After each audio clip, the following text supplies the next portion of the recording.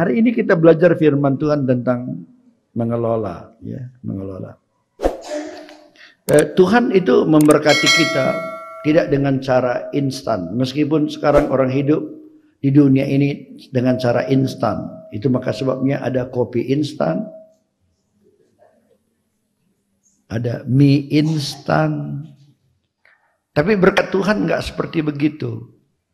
Ya, berkat Tuhan bukan nih taruh air panas 2 menit langsung kamu diberkati, katanya. Enggak seperti itu. Dia enggak jatuhkan uang dari sorga, dia enggak jatuhkan emas dari sorga supaya kita enggak mati ketimpa. Tetapi Tuhan itu memberkati kita melalui bagaimana kita mengelola apa yang Tuhan berikan kepada kita. Ya. Jadi Tuhan itu mau memberkati dengan cara kita mengelola, gitu.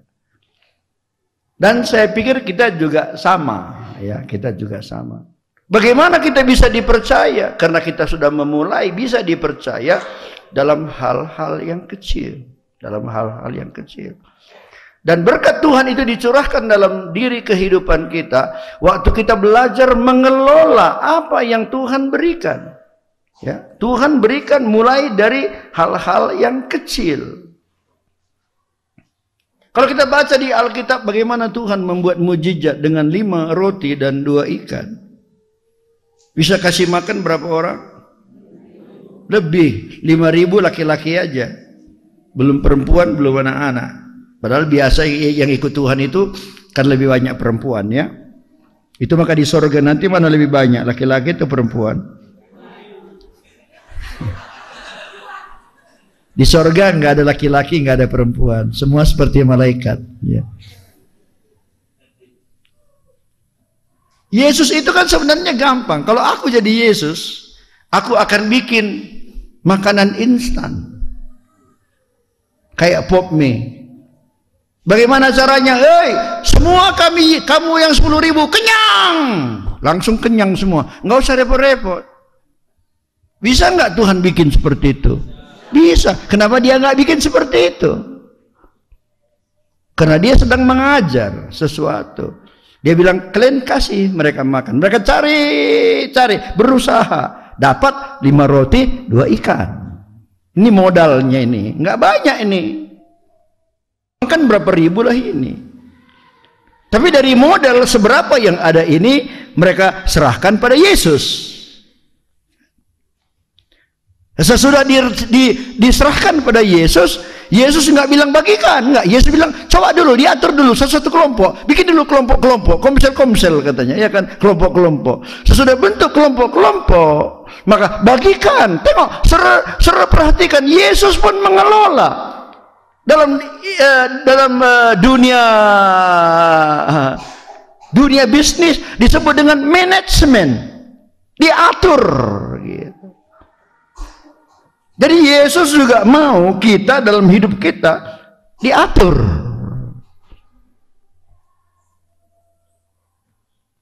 Kita diberi kekuasaan untuk mengatur. Kita diberi hak untuk mengelola. Jadi kita bukan pemilik. Dengar nih, kita bukan pemilik.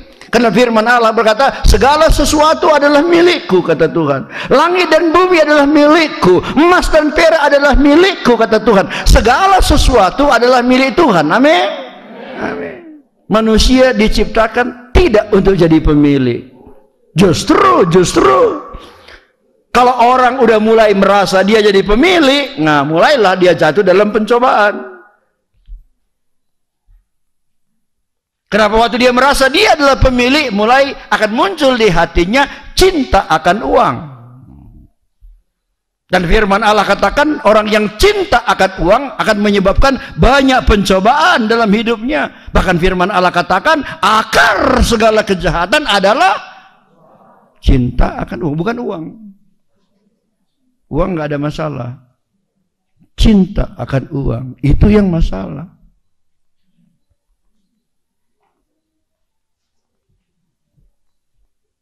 Uang itu kan kalau kita nggak kuasai, dia menguasai kita. Itu aja.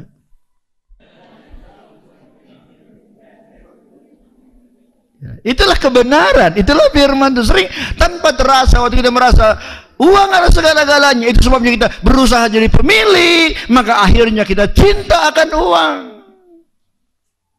Dan uang itu menguasai kita, sehingga kita bukan lagi melakukan apa yang Tuhan kehendaki,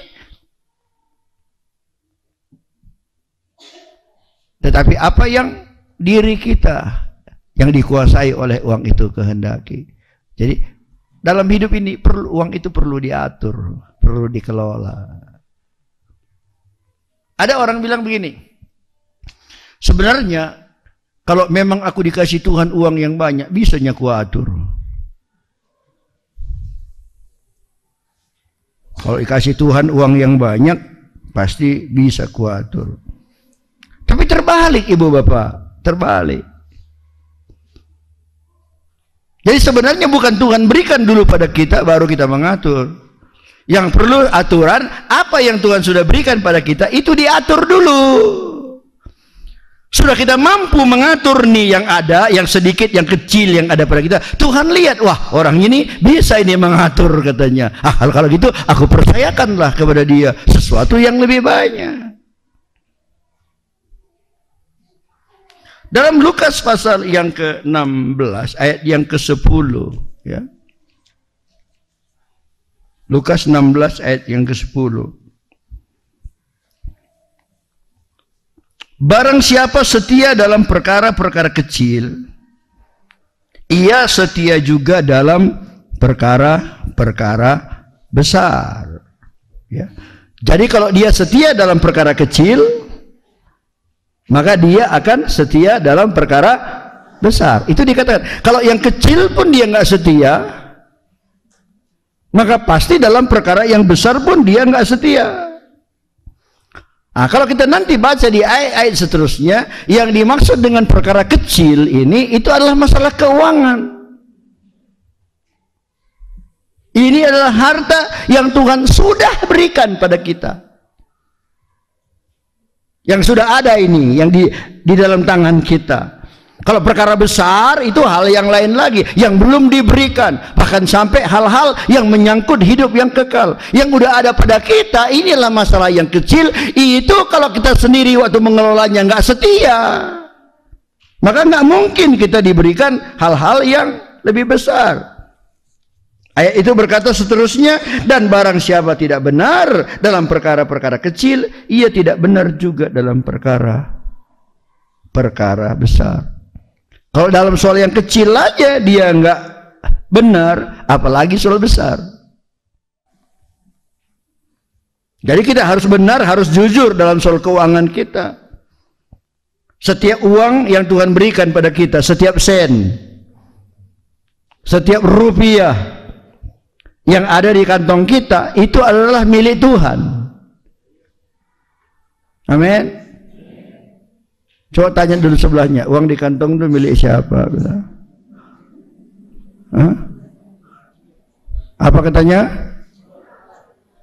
Apa katanya? Coba tanya lagi, payolah hei bilang.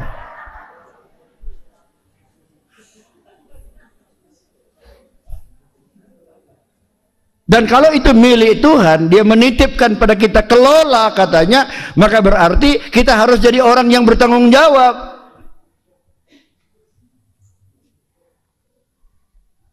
Nah, kalau Tuhan lihat kita jadi orang yang bertanggung jawab, apa yang terjadi?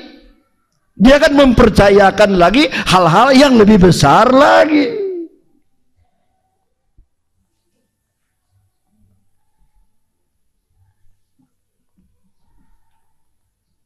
Dalam ayat 11 dikatakan, jadi jikalau kamu tidak setia dalam hal mammon yang tidak jujur, siapakah yang akan mempercayakan kepadamu harta yang sesungguhnya?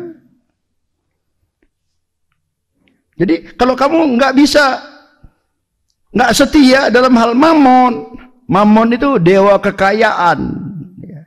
Mammon itu dewa kekayaan yang tujuannya ingin menguasai kita. Sama uang itu berbicara tentang uang. Uang itu selalu mau menguasai kita. Uang itu sebenarnya kalau dia menguasai kita, dia jahat. Tapi kalau kita menguasai dia, dia baik. Kalau dia jadi bos, dia akan jadi bos yang jahat. Diajarinya kita menjadi jahat. Tapi kalau kita yang mengatur dia, dia jadi baik. Apapun urusan-urusan beres dibikinnya.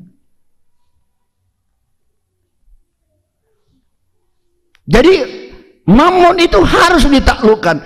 Keinginan kita akan uang itu harus ditaklukkan. Supaya apa? Supaya kita beroleh harta yang sesungguhnya. Uang yang ada di kantong kita ini bukan harta kita yang sesungguhnya. Menurut kamu, kira-kira kalau aku mati nanti, kira-kira jamku ini dibuka sama enggak? Diambil apa enggak? Diambil. Uang yang di kantongku diambil apa enggak? Diambil. Berapa nanti jasku ku pakai ke sana? Aduh. Rumah yang ku tinggalin kira-kira ku bawa? Kalau ban serap mobil ku bawa satu? Enggak. Ditinggalkan semua. Berarti itu bukan sesuatu harta yang benar. Itu hanya harta yang sementara aja. Satu hari nanti kan akan kita tinggalkan. Itu maka sering kita nyanyi, ku tak membawa apapun juga waktu aku datang ke dunia. Tapi pada waktunya kita tinggalkan dunia juga nggak bawa apa-apa. Bahkan kalau dia tua, maka mati, gigi pun nggak bawa. Udah ompong. Kenapa? Karena waktu dia lahir di dunia ini dia juga ompong. Gigi aja nggak bawa, apalagi yang lain. Kalau begitu apa nanti harta kita yang sesungguhnya milik kita? Sesungguhnya hubungan kita yang akrab dengan Tuhan. Orang yang nggak beres dalam soal uang, nggak mungkin imannya bertumbuh, nggak mungkin. Orang yang nggak beres dalam uang, pasti pikirannya selalu ngaco. Kalau pikirannya selalu uang, selalu uang, selalu uang, untuk mendapatkan uang, dia mulai menempuh dengan bermacam cara. Jualan nggak jujur, timbangannya pun nggak jujur. Ada lagi harganya nggak jujur.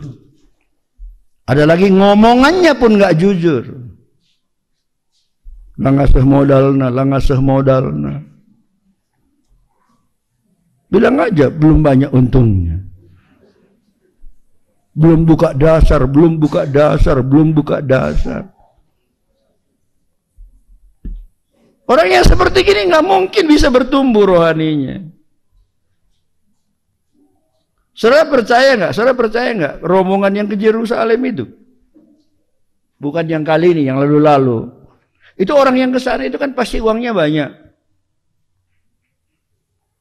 Kalau nggak banyak uangnya gimana bisa ke sana? Tapi adanya mama-mama uangnya banyak.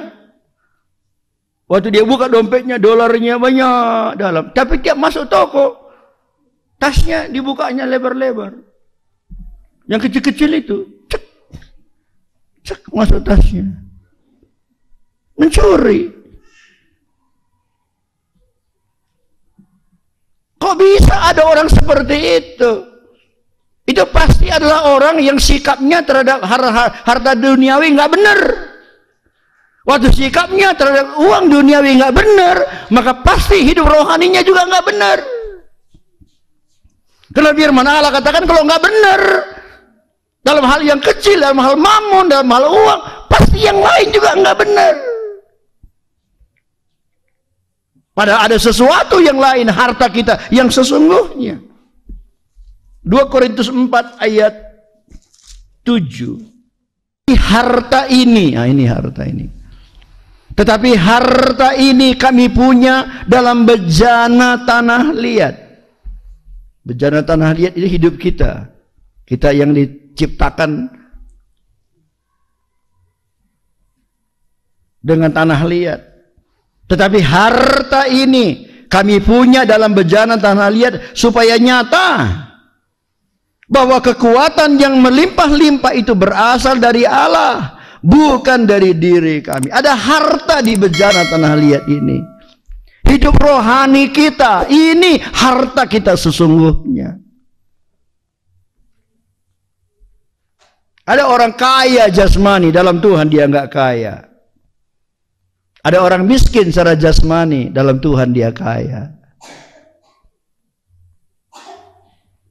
Di Alkitab diceritakan tentang orang kaya yang bodoh.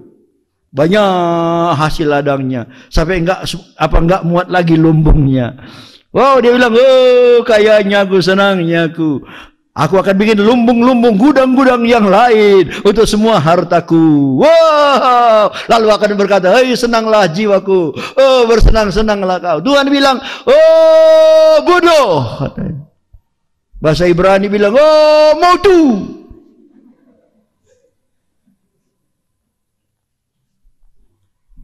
Malam ini ku cabut nyawamu. Apa artinya? Di akhir dari komentarnya Yesus berkata, apa artinya dia kaya tapi tidak kaya di hadapan Tuhan? Ada kekayaan yang sebenar-benarnya di dalam diri kita, iman kita, hubungan kita dengan Tuhan, kekayaan yang kita dapatkan selama-lamanya. Kematian tidak bisa mengambil kekayaan itu. Dan kalau kita memiliki itu, maka pasti kekayaan yang lain-lain pun akan Tuhan limpahkan pada kita. Karena dia udah berjanji, carilah dahulu kerajaan Allah dan kebenarannya. Itulah kekayaan yang sejati. Maka semua yang lain akan diberikan kepadamu. Kita enggak, yang lain selalu kita kejar. Tapi yang di sini enggak ada sih.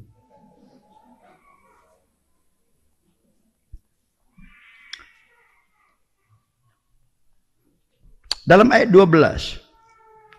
Dan jikalau kamu, kembali kita ke Lukas 16 tadi ya. Dan jikalau kamu tidak setia dalam harta orang lain, siapakah yang akan menyerahkan hartamu sendiri kepadamu?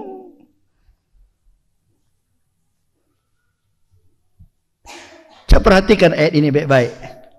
Perhatikan ya. Jikalau kamu tidak setia dalam harta orang lain, berarti ada harta orang lain sama kita. Betul? Betul. Ya. Jikalau kamu tidak setia dalam harta orang lain, berarti ada harta orang lain pada kita. Siapakah yang akan menyerahkan hartamu sendiri kepadamu? Maka berarti ada harta kita sama orang lain.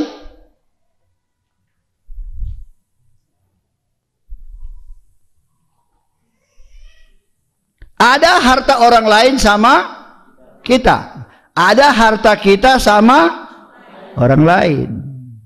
Orang lain ini Tuhan. Ada harta kita sama Tuhan. Ada harta orang lain pada kita. Jikalau kamu tidak setia dalam harta orang lain yang sama kamu itu, yang sama kita itu, maka Tuhan itu enggak akan menyerahkan harta kita yang milik kita itu pada kita. Kenapa aku begini? Firman Tuhan kan udah berjanji kalau kita ikut Tuhan dengan setia, dia akan memberkati kita berlimpah-limpah. Amin. Tapi kenapa aku belum dapat itu? Ya karena kita belum beres dengan harta orang lain yang ada pada kita. Mana ada orang lain sama aku? Ya siapa tahu.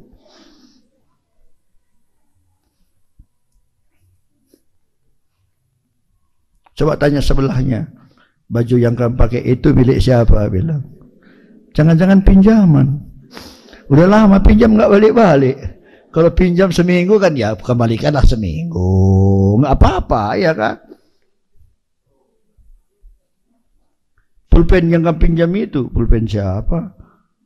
Jangan-jangan pulpen orang, pinjam seminggu ya, nggak kembali-kembalikan.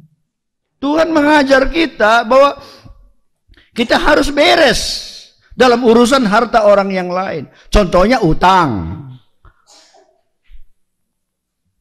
Utang itu nggak dosa. Kalau utang itu dosa, kenapa Tuhan bilang jangan kamu menolak orang yang meminjam padamu? Kan itu kan firman Tuhan bilang. Berarti utang itu nggak dosa. Yang dosa kalau utang itu nggak dibayar. Nah, itu dosa kalau utang nggak dibayar. Jadi waktu berutang berarti selangkah lebih dekat dengan dosa.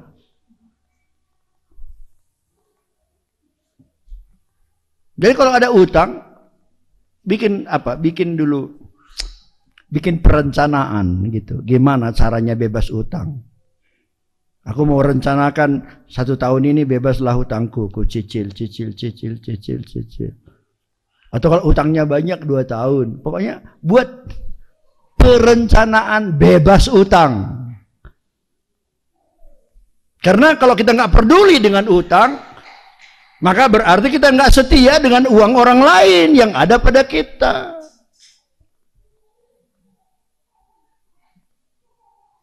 Kita kan punya hati nurani yang membuat kita itu nggak tahan gitu. Kalau ada orang biarpun udah hidupnya nggak benar masih tahan, itu jelas orang nggak punya hati nurani. Udah nggak benar masih enjoy, asoy aja dia. Orang itu pasti nggak punya hati nurani. Kita punya hati nurani. Dan hati nurani itu selalu membuat kita hidup hati-hati gitu. Kalau nggak punya hati nurani, wah, hancur hidup kita ini. Tanya sebelahnya, kau punya hati nurani enggak? Bilang. Tanya.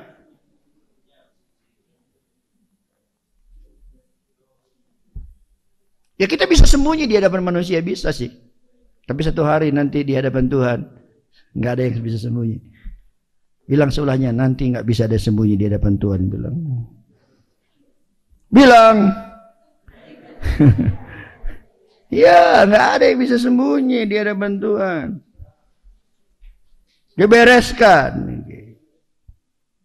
Apalagi harta orang yang lain, pajak.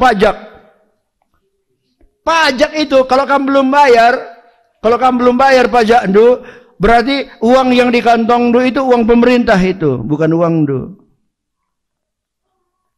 Jadi aturan, kalau dia betul-betul anak Tuhan, harus bayar pajak. Gimana PBB itu? Udah lunas? Jangan kalah kepala desa. Pajak, nggak bayar. Bayar pajak kita, bayar PBB kita. Aku banyak pajak yang kubayar, selain perpuluhan. Di gereja pun dibayar perpuluhan. Ke MD pun aku bayar juga perpuluhan. Pajakku juga kubayar, bukan cuma pajak PBB. Rumah yang kutinggalin dibayar pajaknya. Ladang yang di jalan udara kubayar pajaknya. Rumah kami yang yang di stasiun bayar pajaknya. Bukan cuma PBB, aku tiap tahun juga bayar pajak penghasilan. Tiap tahun tuh kusuruh Debbie yang hitung berapa. 1 tahun itu berapa aku dapatkan uang. Itu ada kan ada peraturan pemerintah, ya kan? Itu namanya MPS, menghitung pajak sendiri, pajak penghasilan. Itu ada batasnya. Saya nggak tahu sekarang berapa. Mungkin satu orang 1,5 juta. Jadi suami istri 3 juta. Mungkin saya nggak tahu pastinya, kurang lebih begitu. Itu namanya bebas pajak, nggak kena pajak. Tapi kalau lebih dari itu kena pajak 10%. Aku bayar. Tiap tahun aku kirimkan ke kantor ke kantor departemen pajak, dirjen pajak. bukan ke kepala desa. Itu dirjen pajak, ke kantor keuangan. Kenapa? Karena itu bukan uang kita. Pajak itu bayar. Yesus berkata, berilah kepada Tuhan yang Tuhan punya, dan berilah kepada kaisar yang kaisar punya. Pajak itu pemerintah yang punya. Apalagi harta milik kita yang sedang kita pakai. Harta bukan milik kita yang sedang kita pakai. Contohnya rumah kontrakan. Kalau kita ngontrak rumah orang atau kita sewa ladang orang, itu mesti dijaga dengan baik. Jangan kalau bocor, biarin, bukan rumahku. Kalau ada orang bilang ini bukan rumahku, toh nanti ku kembalikan juga, berarti dia orang yang tidak setia dalam harta orang lain. Bagaimana Tuhan akan memberikan harta kita yang sesungguhnya? Katakan, kalau kita nggak bisa dipercaya dalam harta orang lain, bagaimana mungkin harta kita diberikan pada kita? Jadi kalau Tuhan nggak memberikan hartanya, sebenarnya Tuhan sudah menyediakan harta yang berlimpah-limpah bagi dia, tapi Tuhan nggak bisa. Kenapa? Karena dia nggak bisa dipercaya waktu dia mengelola harta orang yang lain. Jadi kalau kamu pinjam sorong-sorong dari orang lain, jaga. Kalau kamu pinjam pompa dari orang lain, jaga baik-baik.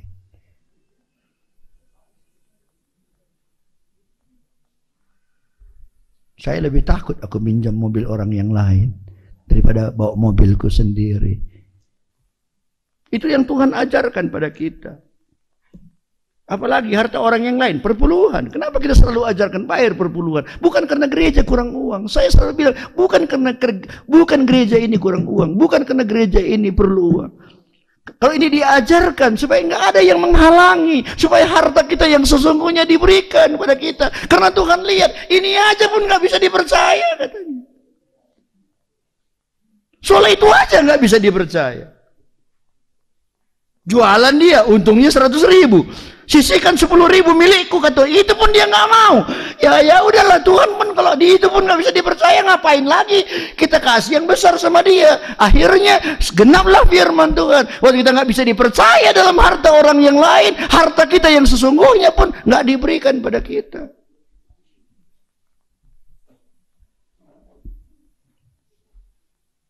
Jadi sama. Kalau ada jemaat nggak bayar perpuluhan, bukannya kami bilang enggak, kami kasihan, lihat dia, kasihan. Aduh, kasihan kali orang itu ya. Sebenarnya banyak harta yang Tuhan mau berikan, tapi dalam hal itu aja nggak bisa dipercaya ya. Udahlah, main judi aja lah kita, mudah-mudahan masuk surga. Tapi kan maunya jangan main judi. Soal surga itu maunya itu kepastian. Jangan main judi. Apalagi harta orang yang lain. Dengar ini mungkin saudara belum pernah dengar gini. Bahwa ada uang yang Tuhan titipkan pada kita untuk kita berikan pada orang lain.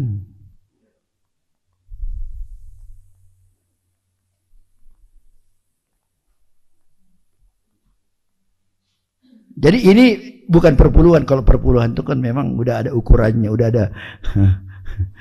ada hitungannya. Kalau dapat 100.000 ya 10.000. Kalau dapat 1 juta 100.000. Tapi ini enggak. Ini kita enggak tahu jumlahnya. Tapi Tuhan titipkan uang pada kita supaya ini bisa dibagikan pada orang lain.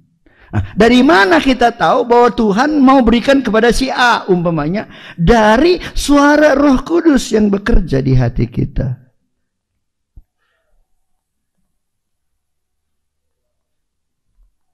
Kalau kita peka, seringnya kita dengar Roh Kudus ngomong di hati kita. Tapi kalau selalu kita keraskan, akhirnya jadi mekeng. Kalau itu udah nggak dengar lagi dia, udah mekeng. Manusia kalau ada satu orang udah mekeng,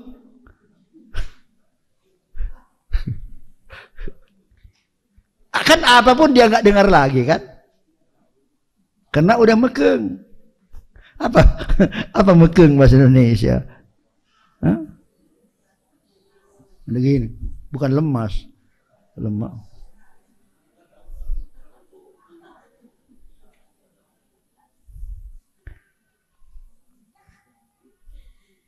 Kakinya benar diikat.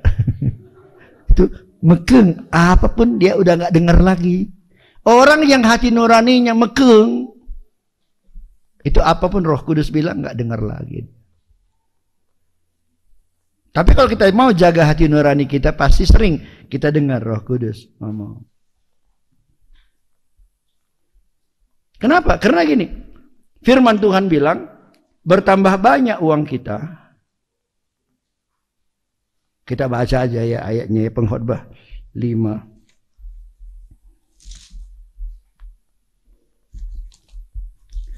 Pengkhotbah 5.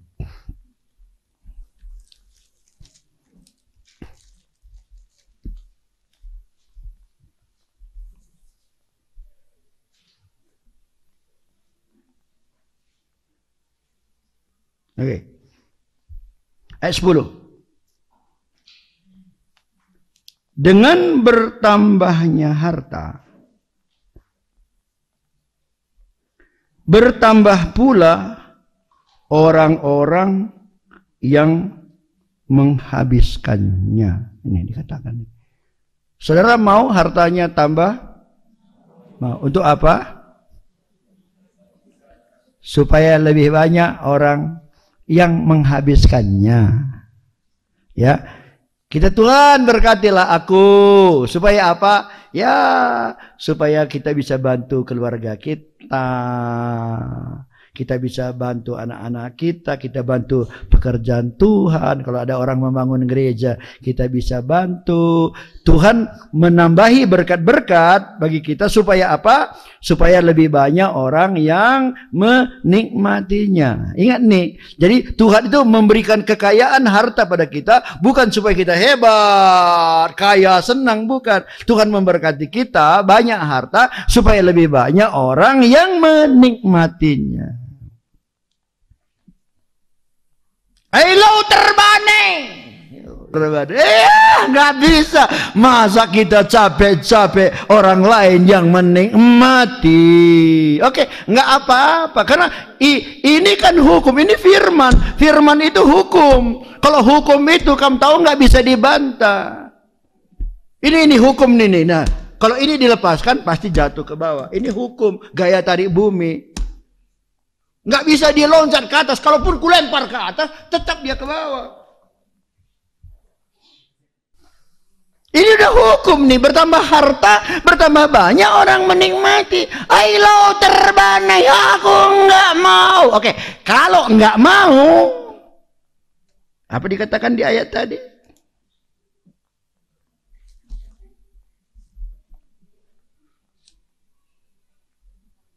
Dengan bertambahnya harta, bertambah pula orang-orang yang menghabiskannya.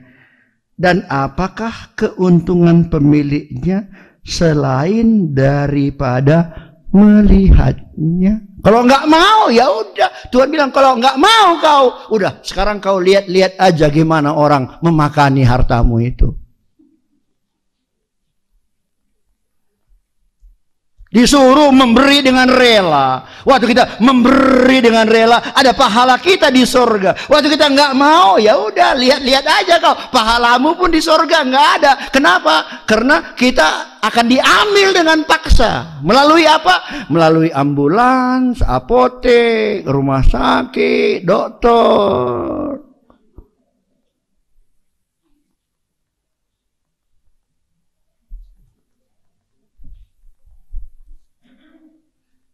Saudara lebih suka mana? Memberi itu kepada orang lain supaya ada pahalamu di sorga atau ke rumah sakit?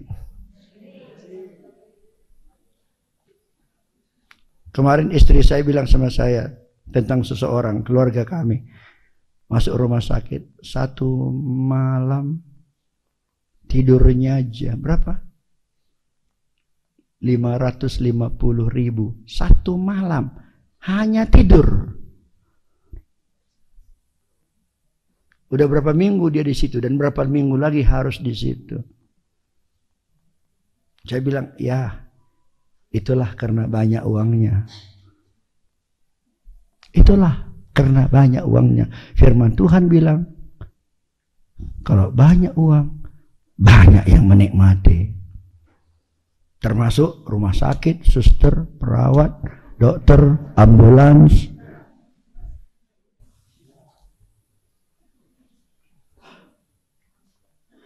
Ya, maunya jangan. Oke, kalau enggak begitu, boleh juga. Berikan itu kepada orang-orang yang membutuhkan. Tuhan dari surga pun senang dia. Dia akan melimpahi kita dengan berkat-berkat, dengan kesehatan.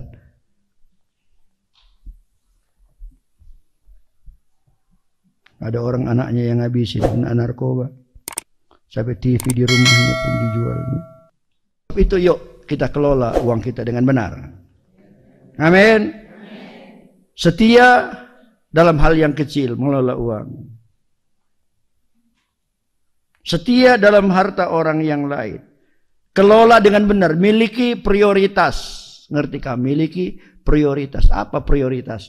Prioritas itulah yang penting. Firman Allah berkatakan dalam hidup kita ini prioritas kita adalah makan dan pakai. Kebutuhan. Kalau rumah itu bukan, tidak termasuk kebutuhan dalam Alkitab. Yang dijamin Tuhan makan, pakai. Kalau dikasih rumah itu udah bonus.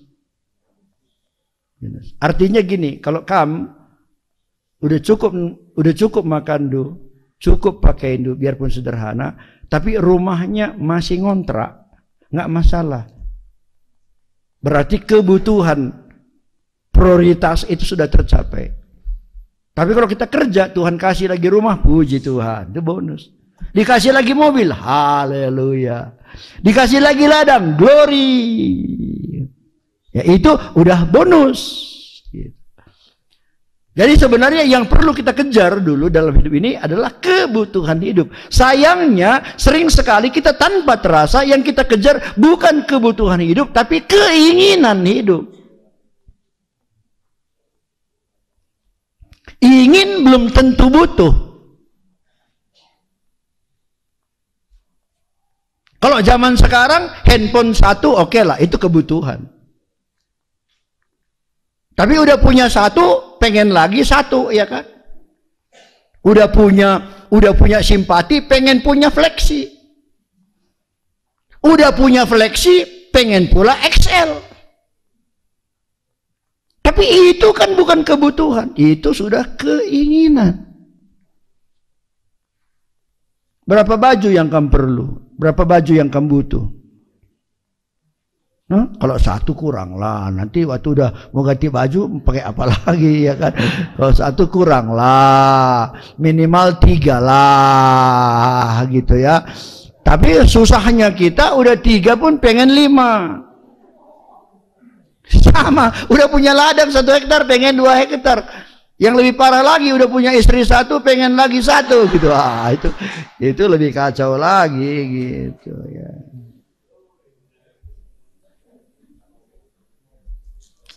Ada beberapa ayat yang saya ingin baca mengakhiri firman Tuhan ini dalam 1 Timotius pasal yang ke-6 ya. Ayat 8 ya. 1 Timotius 6 ayat 8. Sama-sama baca. 1, 2, 3. Asal ada makanan dan pakaian, cukuplah. Coba tanya sebelah dulu. Udah ada makanan dulu? Bilang. Apa katanya? Udah. Udah ada pakaian dulu? Coba tanya. Apa katanya? Bilang. Cukuplah itu kawan. Bilang. Cukuplah itu kawan. Lalu kawannya itu jauh, nggak biasa. Okay. Banyak min. Oke, nggak apa-apa. Baca ayat 9. Tetapi mereka yang ingin kaya terjatuh ke dalam pencobaan, ke dalam jerat, dan ke dalam berbagai-bagai nafsu yang hampa dan yang mencelakakan, yang menenggelamkan manusia. Masih ingin kamu kaya? Coba sama-sama baca ayat 9. 1, 2, 3.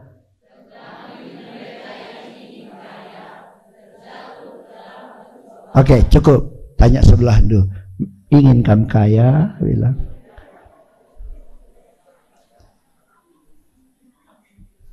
Jatuh dalam berbagai-bagai pencobaan. Akan runtuh.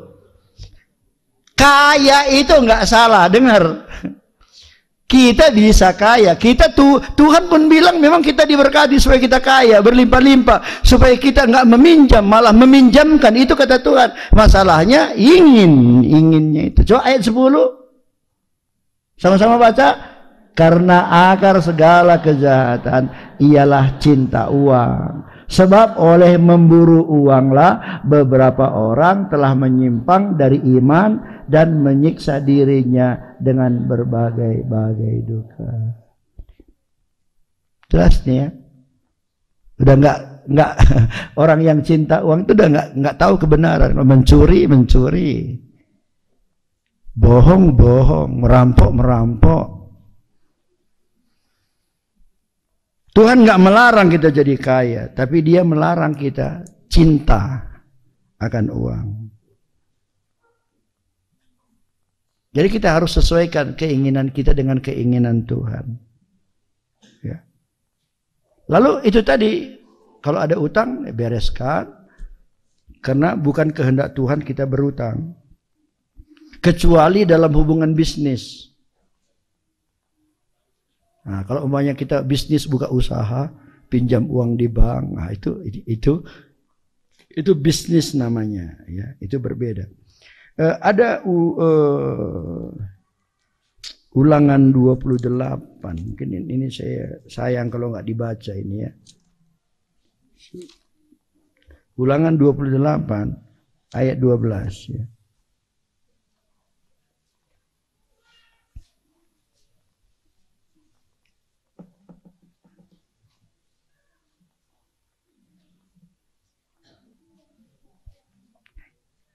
Tuhan akan membuka bagimu perbendaharanya yang melimpah.